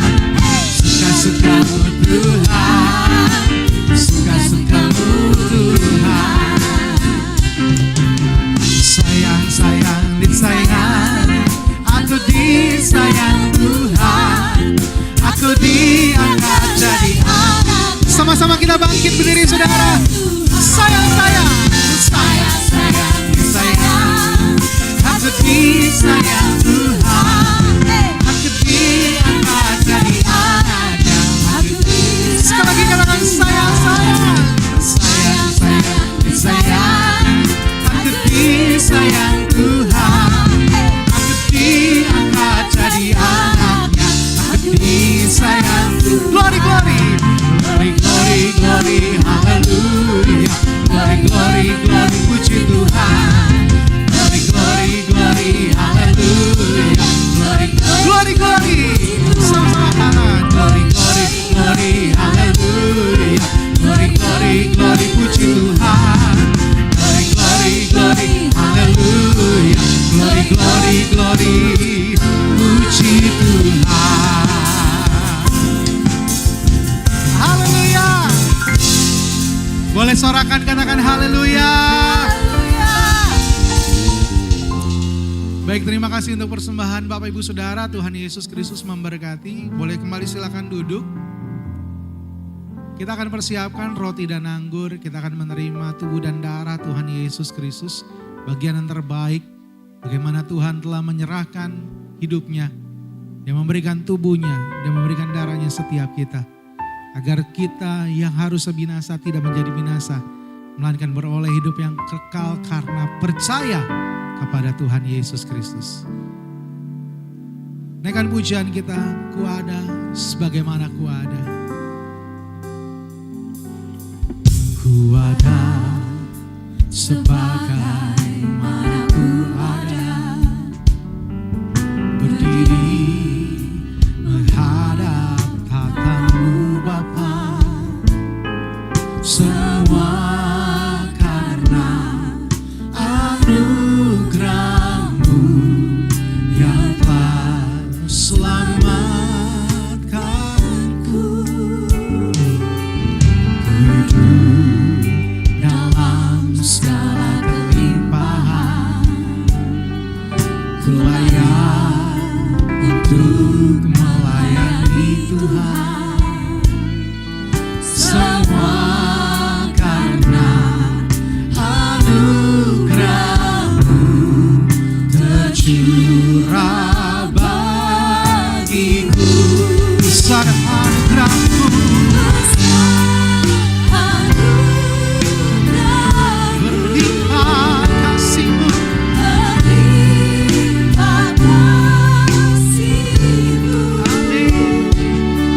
Semakin hari semakin bertambah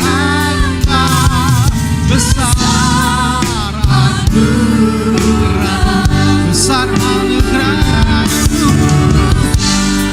Sama-sama kita bangkit berdiri saudara. Berlimpah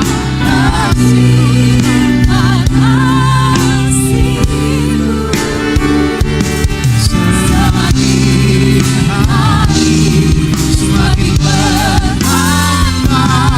besar anugerah. Semakin hari semakin bertambah, semakin hari semakin bertambah besar anugerah. Semakin hari semakin bertambah, semakin bertambah besar anugerah.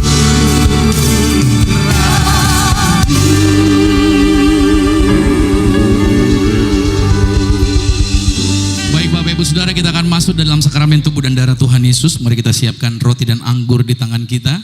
Alkitab menjaminkan bahwa barang siapa makan tubuh Kristus, barang siapa minum darah Kristus, dia ada di dalam Yesus, Yesus ada di dalam dia. Ingat baik-baik, setiap perkataan kita itu menjamin yang akan datang kepada kita. Kalau kita memperkatakan apa yang Tuhan janjikan, maka berkat dan jaminan Tuhan itu akan menghampiri kita. Tetapi sebaliknya, kalau kita memperkatakan kata-kata yang negatif, kata-kata yang salah, kata-kata kutuk bahkan, itu malahan negatif dan hal-hal yang jahat akan mendekat kepada kita. So, pada waktu kita makan tubuh dan minum darah Yesus, kita memperkatakan janji Tuhan. Amin. Dan Anda dan saya yang ada di dalam Kristus, apa yang Tuhan rencanakan buat Anda dan saya pasti digenapi. Ingat baik, pada waktu kita melepaskan kata-kata kita, gak harus hari itu kelihatan jadi. Tapi saudara harus ingat, pada waktu Yesus memperkatakan kepada pohon ara, mulai hari ini gak ada orang yang makan lagi dari buahmu, maka besokannya murid-murid notice bahwa guru, pohon ini yang kemarin engkau kutuk sekarang telah kering. Apa yang terjadi? Sebenarnya Tuhan mau mengajarkan, pada waktu Yesus mengucapkan mulai saat ini gak ada lagi yang akan memakan buahmu, kekeringan itu bukan dimulai dari atasnya, tapi dari akarnya. Artinya dari tempat yang gak kelihatan itu sudah terjadi. Pada waktu saudara memperkatakan kesembuhan, dari alam roh itu langsung terjadi. Dan itu akan tergenapi bagi hidup Anda pada waktu Anda tetap mempercayai apa yang telah Anda katakan. Jadi hari ini saya nggak tahu masalah Anda apa, tantangan Anda apa, pergumulan Anda apa. Tapi jangan ulangi masalah Anda dikatakan di dalam doa. Ulangi kata-kata firman. Dokter boleh memvonis, kata-kata dokter telah membuat Anda lemah. Tetapi saudara harus berkata, di dalam Yesus aku percaya, oleh bilur-bilurnya aku sudah disembuhkan. Tanganku diberkati berhasil, yang aku sentuh menjadi emas. Dimanapun aku injak, tempat itu menghasilkan buah yang berkelipatan. Amin. Mari angkat rotinya dengan iman, sama-sama kita katakan dalam nama Tuhan Yesus. Inilah roti yang telah turun dari surga. Inilah tubuh Tuhan Yesus Kristus, tubuh yang tergantung di atas kayu salib, yang pertama memberikan kami bersama dengan keluarga kehidupan yang kekal di dalam kerajaan sorga. Oleh korban tubuh Kristus, maka mulai hari ini kami menang atas segala virus, menang atas segala penyakit, tidak terkapar di ruang ICU. Kami diberkati umur panjang dan tidak sakit-sakitan dalam nama Tuhan Yesus. Inilah roti yang telah turun dari surga. Inilah tubuh Tuhan Yesus Kristus. Mari kita makan.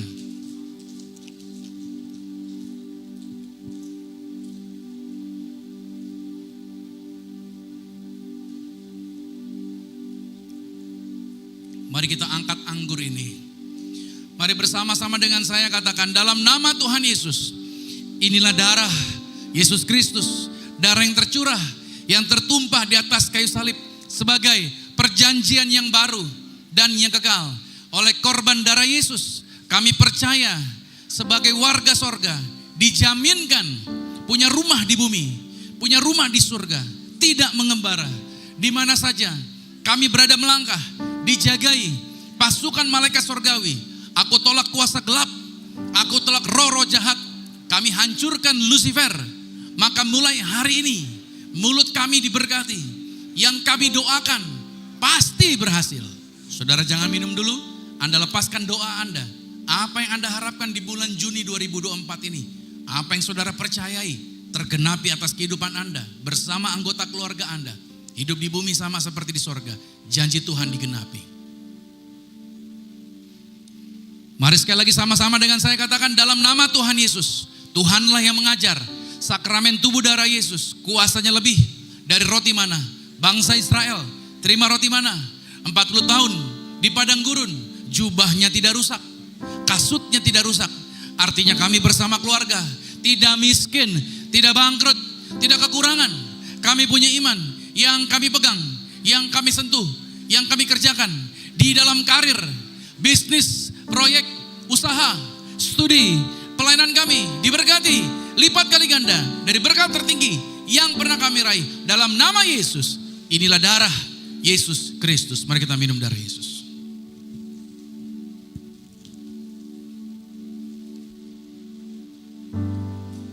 Mari angkat tangan kita. Mari kita berterima kasih kepada Tuhan. Besar anugerah-Mu, berlimpah kasih-Mu, semakin hari semakin bertambah besar anugerah-Mu.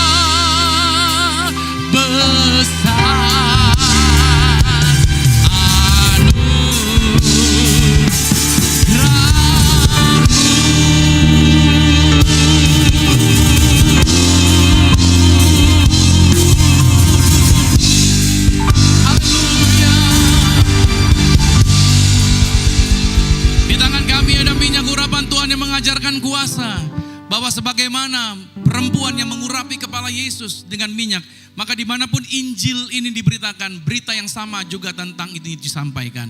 Maka dimanapun ada Injil, juga pekabaran tentang minyak urapan disampaikan. Maka oleh sebab itu dalam nama Tuhan Yesus kami mengangkat inilah minyak urapan. Setiap tetes saya punya kuasa mengusir setan. Setiap oleh saya punya kuasa menghadirkan pasukan malaikat, mengusir setan-setan dan mendatangkan mujizat. Dalam nama Tuhan Yesus inilah minyak urapan. Anda boleh teteskan di atas kepala saudara. Maka setiap pot, setiap botol ini dalam nama Tuhan Yesus inilah minyak urapan. Kasih karunia, berkat, pertolongan, mujizat Tuhan terjadi. Tangan-tangan mereka semuanya diurapi dalam nama Yesus, dalam nama Yesus, dalam nama Yesus, dalam nama Yesus. Berkat Tuhan, pertolongan Tuhan, mujizat Tuhan terjadi.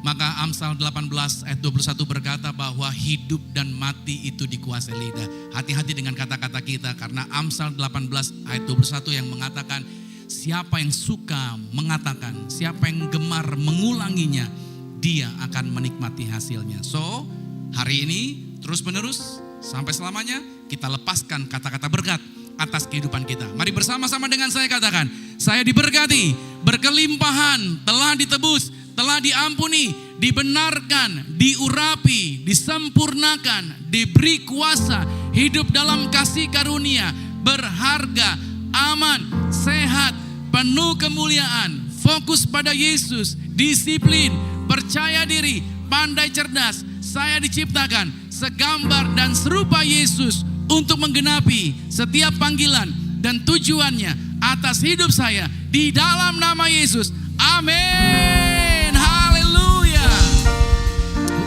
Saya percaya bahwa doa orang benar sangat besar kuasanya.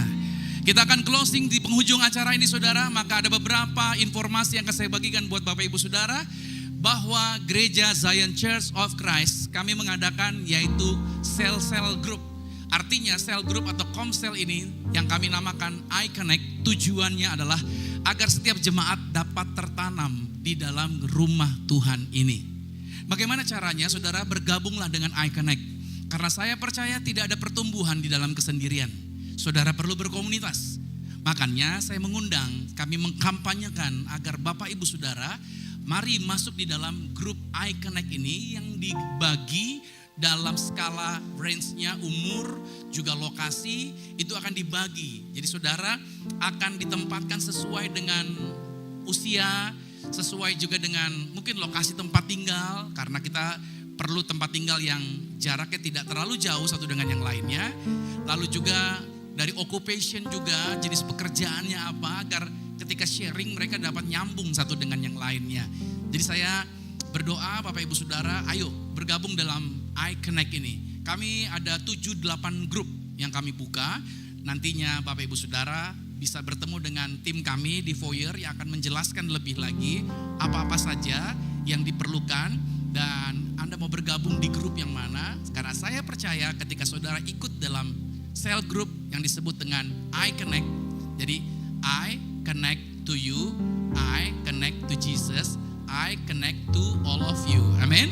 Jadi kita perlu membangun di dalam yang namanya komunitas seperti gereja mula-mula.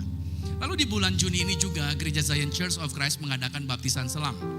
Bagi Bapak Ibu Saudara yang belum dibaptis selam atau ada anggota keluarganya yang belum dibaptis selam, so please jangan ragu untuk daftarkan diri saudara. Di foyer kami sudah menyiapkan teman-teman yang akan bisa membantu saudara untuk didaftarkan dalam acara baptisan selam di bulan Juni ini. Lalu juga Bapak Ibu Saudara, ingat baik, saudara yang sudah bertobat, yang sudah percaya Tuhan Yesus, so please, saya percaya di dalam diri saudara ada karunia yang Tuhan taruh. So, saya undang saudara untuk join di our volunteer. Bergabunglah bersama-sama melayani di Zion Church of Christ. Ketika saudara bergabung di dalam pelayanan, karunia saudara akan terpakai dengan maksimal. Amin. Saya percaya karunia yang Tuhan berikan bukan untuk kita simpan, tetapi untuk kita share, untuk kita berdampak bagi orang-orang sekitar kita. Kami punya moto saudara, bahwa di dalam pelayanan, kalau yang pinter cuman kita sendiri berarti kita gagal. Kalau yang bisa khotbah cuma saya sendiri berarti saya orang paling gagal. Saya harus meng-create orang-orang lain untuk bisa seperti saya, bahkan lebih daripada saya. Itu namanya berhasil. Saya tidak takut dengan persaingan, dalam artian ketika orang yang saya pimpin akan menjadi lebih berhasil dari saya, malah saya bersuka cita karena saya berhasil mendesain orang menjadi hebat. Artinya di dalam volunteer ini kita terhubung untuk saling menguatkan, saling membangun di dalam pelayanan. Itu sebabnya saya percaya karunia yang ada pada diri saudara harus dipertajam. Di mana? Di pelayanan. So jangan ragu untuk join bersama our volunteer. Dan juga saudara kunjungi sosial media dari Zion Church of Christ. Setiap hari Sabtu pagi jam 5.30 ada siaran, yaitu siaran langsung, yaitu melalui siaran I Start With Jesus. Saudara bisa ikuti melalui siaran Zion Church of Christ YouTube. Jadi saudara jangan lupa subscribe agar saudara selalu mendapatkan jadwal-jadwal terbaru siaran-siaran gereja Zion Church of Christ. Seperti hari Minggu ini juga, ini ada siaran langsungnya juga yang dapat ditonton oleh jemaat Tuhan melalui siaran Zion Church of Christ. Lalu kami juga ada Facebook di zionchurch.id dan ada Instagram kami di zionchurch.id. Informasi, perkembangan dan kegiatan seputar gereja Zion Church of Christ semuanya ada di dalam our social media. So please jangan ragu untuk saudara follow our social media. Dan juga ada nomor telepon yang dapat saudara hubungi bila mana saudara berkerinduan, mungkin saudara rumah Anda, pabrik Anda, tempat Anda ingin didoakan, ingin diberkati, saudara please jangan ragu untuk kontak. Kami dari Gereja Zion Church akan membantu untuk mengurapi, memberkati tempat di mana Anda tinggal. Nah, untuk itu saudara dikasih Tuhan, saya percaya kasih Tuhan, berkat Tuhan menyertai dan anugerah Tuhan tidak pernah berhenti atas setiap kita. So kita ada di penghujung sekarang, saatnya kita akan closing dan kita akan masuk di dalam doa berkat. Let us pray, mari kita berdoa. Lord Jesus, terima kasih Tuhan kalau kami boleh yaitu melayani bersama-sama di tempat ini. Terima kasih buat kesempatan kami bisa berkumpul bersama-sama. Aku berdoa setiap jemaat Tuhan yang telah hadir hari ini diberkati Tuhan. Mereka tidak akan mengalami kemunduran, tetapi mereka selalu mengalami kemajuan. Hidup mereka bercahaya, hidup mereka berdampak buat orang-orang lain. Dan aku berdoa dalam nama Tuhan Yesus, maka keluarga mereka semua diselamatkan. Janji Tuhan, satu orang bertobat, sisi rumahnya diselamatkan. Dan apa yang mereka pegang, apa yang mereka sentuh, apa yang mereka kerjakan dibuat Tuhan pasti berhasil. Demikian pula Tuhan, kami berdoa buat Zion Church of Christ. Gereja ini gerejanya Tuhan. Our vision, our mission Tuhan yang kasih. Tuhan yang memberikan kelengkapan untuk orang-orang yang melayani di dalamnya. Itu sebabnya kami percaya semua yang ada di Zion Church of Christ menjadi orang-orang yang hebat, orang-orang yang the best, orang-orang yang luar biasa. Itu sebabnya para volunteers yang telah melayani, apapun pengorbanan mereka digantikan lipat kali ganda. Berkat Tuhan ada bersama dengan mereka.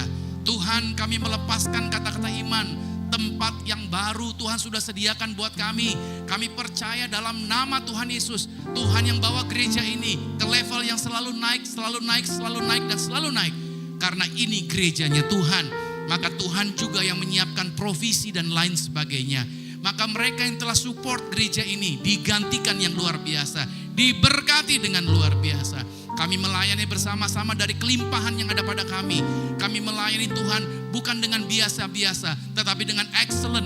Maka aku berdoa dalam nama Yesus, mereka yang melayani dengan excellent, mereka tidak mediocre, tidak rata-rata, tapi menjadi orang-orang yang luar biasa. Terima kasih Tuhan buat semua yang telah korban, mulai dari tim praise and worship, mulai dari terus bergerak ke media operator, logistik, para pendoa syafaat, guru-guru sekolah minggu, hospitality, seluruh yang telah terlibat di dalam pelayanan tim usher. Maka berkat Tuhan ada bersama dengan mereka. Setiap jaminan, setiap pertolongan, setiap kemurahan Tuhan terus terjadi atas setiap anak-anak Tuhan. Terima kasih buat segala kabar baik yang Tuhan telah berikan. Dan saatnya Tuhan, kami akan menutup ibadah ini dan kami akan menerima berkat-berkat Tuhan. Lord Jesus, berkati kami semua. Kekasih Kristus, angkat tanganmu, aminkan berkat ini menjadi milik kita. Diberkatilah engkau di dalam usahamu, diberkatilah engkau di dalam pekerjaanmu, diberkatilah engkau di dalam pelayananmu. Apapun aktivitasmu di dalam Yesus, pasti dibuat Tuhan berhasil. Diangkat Tuhan, kau naik ke atas bukan turun, jadi kepala bukan ekor. Aku berdoa sepanjang minggu, bulan, bahkan tahun ini, Merupakan minggu bulan tahun yang penuh berkat. Sehingga siapapun tinggal dengan kau pasti diberkati. Keluargamu diberkati. Orang tuamu diberkati. Saudara-saudarimu diberkati. Rumah tanggamu berbahagia. Terimalah berkat anugerah dari Bapa di surga, cinta kasih di dalam Yesus Kristus. Kekuatan penghiburan di dalam kuasa Roh Kudus menyertai mengurapi setiap kita mulai saat ini sampai Tuhan Yesus datang menjemput Anda dan saya, keluargamu dan keluargaku, kita semua pasti nantinya sama-sama menjadi warga kerajaan sorga. Yang percaya dengan iman katakan